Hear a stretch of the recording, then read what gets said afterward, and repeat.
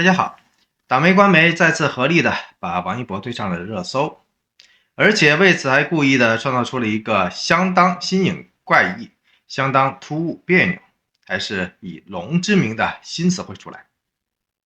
那么这次会是好事吗？同样离奇的是，赵岭的幸福大管家一度被党媒央视捧上了云端，跟着呢却又被同款的操作手法客客气气的被拉下了云端。您又能看得出背后那以龙之名的国家大旗吗？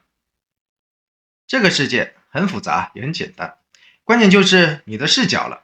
你的视角到底是站在了山巅俯瞰众生呢，还是站在了山脚仰望星空呢？